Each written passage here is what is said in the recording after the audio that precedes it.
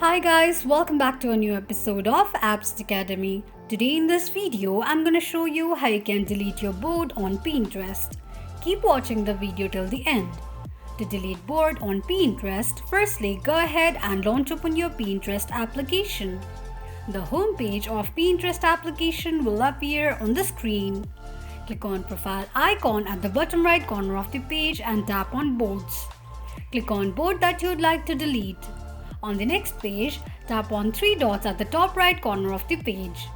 From the pop-up, click on Edit Board option. Scroll down and click on Delete. Confirm deleting of a board by tapping on Delete once again. This is how you can delete board on Pinterest quickly and easily just in few steps. If you have any thoughts or queries, let us know in the comments section. Don't forget to subscribe to our channel. Also, press the notification bell icon so that YouTube will notify you whenever we post a new video. I hope this video was helpful to you. Thank you so much for watching.